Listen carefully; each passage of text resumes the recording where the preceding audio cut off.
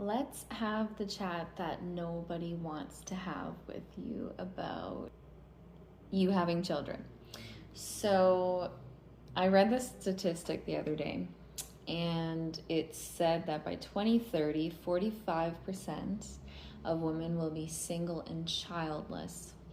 A lot of women who say that they do want children eventually, maybe they try to get all of their ducks in a row before having said baby. Maybe you want to make sure you have your house first. Maybe you haven't met the right guy first. And all of these other things that seem to get in the way of your goal.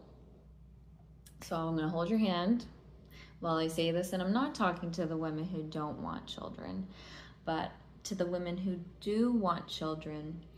What are you doing on a day-to-day basis to get to that goal? If it is truly your goal to have kids, and especially if you want, let's say, more than 3 kids, there is inherently a timeline there. I wanted to be married, have a house, and to have at least started having children by the time I was 25.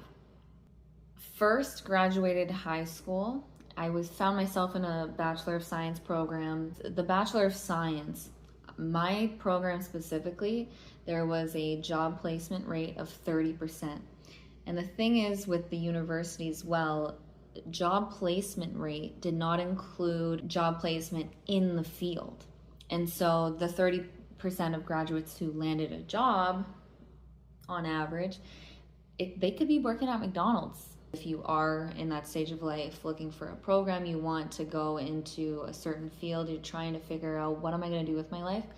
Find something that has a high job placement rate in the field. I had a part-time job at the time. I had a car I had to pay for, so I had a part-time job so I could keep up with my car payments while I was in university. And the job I had, it's a part-time job, but everybody at my job had a Bachelor of Science. And actually that's the only reason I got this job was because I was in a Bachelor of Science program. I wasn't completed it, but that's the only reason I even landed this job. So it was mandatory for everyone at this job to have a Bachelor of Science. Okay. And we weren't making good money. And like, this was just something so I could pay my car bills. And I said to myself, everybody here's got this, just a Bachelor of Science. They did nothing with their degree. And that was enough for me to be like, okay, this is not my path. Because I wanted something. I said to myself, when I'm done, whatever program I'm doing right now, I want to be able to get a good job that pays decent money right after I graduate because of my goal of getting married and having a house and having children, starting a family. So what I was doing was not aligned with my goals, and so I changed direction. If you have an idea of what you want your life to look like and what your life is going to be, you need to be taking actionable steps towards that life. I found a program, I switched programs. I found a program that had co-op because I wanted job experience so that I could get a job right after graduation. And I found one with a 98% placement rate in the field. So even if it wasn't like the highest paying job at graduation, at least it would be in my field so I could get to where I need to be. And so the first job I had out of graduation wasn't where I ended up, but that experience got me to where I am now, making very good money so that we can have a house and the family and all the things. If you're sitting here and you're approaching your 30s and you're watching this video, I want you to think about, are my actions aligned with what I want to do? If you want to be a writer, then you can't be waking up every day and playing basketball. No, you have to be writing every day. You want to be a writer? What would a writer do? and you can change your life at any point in time. You can, start writing a paragraph a day. Maybe take some courses depending on what kind of book you're trying to write, and taking those actual steps to become that writer. And if you want to be a mom, you're not going out every weekend and getting shit-faced with your friends. Maybe it looks like finding that person, or maybe you've been stuck in this situationship and someone who doesn't even want to acknowledge you as a girlfriend. That person is not serious enough about you to call you a girlfriend. They are not going to be the father of your children or the father that you want for your children. I've been with this boyfriend, like we're in a serious relationship, but he doesn't want kids. That means leaving that relationship, because that is not a step in your direction of having kids. Again, this is a very serious, like you need to do what you need to do to meet those goals. So, because the last thing I want for anyone is for people to push things off. And then I say this to people all the time. If I waited until I was 35 to start having children, then I would have been having Natalie at 40. And God, who knows? God only knows if I would have been able to actually have that third kid. So especially if you're like, I want multiple kids. If I want 3 kids, 4 kids, or even 2 kids. Maybe you want 2 kids, you start at 36 and you're forced to have them super close together and be super stressed because you have 2 under 2 or something, because you're running out of fertile time.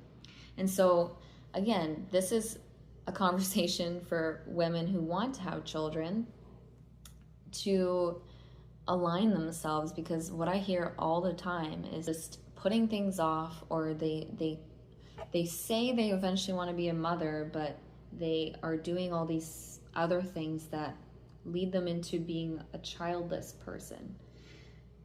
If you really want that goal, you have to take those steps to get there. Meeting those goals, those timelines that are important to you, means having realistic little goals to meet before you get to that ultimate destination. And that goes with anything. So yes, this is a conversation for people who want to eventually be a mother, but it's also a conversation about how we are ultimately the architects of our own lives. And I love that analogy because I was in architectural design and I'm in construction and engineering and all that. But seriously, you create the world that you want, and it looks like making those redirects. If I didn't redirect, I don't know where I would be right now. I wanted the best possibility of meeting my goal. And that looks like redirection and changing paths and switching jobs when it didn't suit me. I'm like, the one job I had right after school, I had to get it so that I could get maternity leave. It was a full-time job. It was 44 hours a week. It was 8 to 5. They offered no flexibility for me as a mother who had to drive my kid to daycare, drop them off, whatever. There was no flexibility there. So I'm like, this job doesn't work for me. I need to find a job with flexible time, a job that, I can come in a little bit later because I have to drop off my kid, and Alex and I can, adjust our work schedule so that pick up and drop off works. So I knew that I couldn't stay at that job because it doesn't fit my lifestyle as a mother. So I switched jobs. But again, how many people just have the same job for the rest of their lives? Children are God's blessings, and that's why I say if we're meant to have another one, if we're meant to have another kid, because God has blessed us with 3 gorgeous, beautiful human beings, and with each kid we've only been able to accommodate more of the blessings. So with every kid, we've had a job change, or we've got more money somehow. Like now we're in this house This is the blessing that came with Natalie as we moved into this house. Once you're in that flow, it's hard to stop. And that's how I feel. It's like the more children I have, the closer I feel to God, the closer our whole family is to God, and it feels easier to figure out how to meet all of the goals we need for our family. And so children are blessings, and this whole video is about having that conversation that you do have a biological clock. A lot of people want to ignore that. It took 1.5 years almost for me to get my cycle back after the last one. And so that's another thing that people don't know. Maybe you want you want kids 1 year apart in your head. Maybe you don't get your cycle. Maybe that's not meant for you. Maybe you'll only get your period back 1.5 years later. And so also recognizing that it takes a lot of time. For me, I'm pregnant 10 months. My kids have always been late, so I'm pregnant for 10 full months. And so even when you're like, okay, I think I want another kid, you gotta wait almost 1 year before that baby comes, even if you do get pregnant right away. And so these are things that take time. They take a lot of time and dedication. And so this is to start a conversation about it, because I feel like nobody has this conversation with people. I am so scared to upload this video. I feel like people are gonna meet this with such resistance, but I want to be very clear that we are the same human, because I also met a lot of things with resistance, but the more I face those things that I am feeling resistance to, the more you grow. Truly. It's like the first time I heard of my pregnancy affirmations when I was pregnant with Beckett, there was so many ideologies that were already programmed into my brain, like that it's going to be horrible and that maybe my body can't carry this baby. And I was listening to these affirmations like, your body is capable of growing a healthy baby, and if it's capable of growing a healthy baby, then you can also birth a healthy baby, and you can do it with ease and grace and beauty and all of these things. And when I first heard those affirmations, I was meeting them with such resistance, because there's so much negative programming in this world that was just sitting in my body, and I didn't realize it until someone was saying these positive things, and I just wanted to go, well, you don't know that. You don't know that. How can you know that? And so I know that people are going to meet this video with those same resisting feelings, but I really implore you to meet that resistance, sit with that resistance, and ask yourself, why do I feel that way? Why am I limiting myself? You know, I'm telling you, if you have a goal, you can achieve it, period. But you do need to be actively acting towards that goal. Like, I need to find the man first. Think about the man that you want raising your children, and where would he be? And what places would he be? Where is he working at? What does he do on a daily basis? And are you doing those same things? I know, resistance, please, I can feel it. I can even feel it when I'm saying it. You want a man who's going to the gym every day. Are you going to the gym every day? I said it. Just wondering. You want a man who's eating healthy every day. Are you eating healthy every day? You want a man who's dedicated and hardworking. Are you dedicated and hardworking? Like, let's meet this resistance. Let's meet it. What can you be doing now to meet your goal of being a mom? Do that. Start there, and then think about what your partner in theory would be doing. Do that too.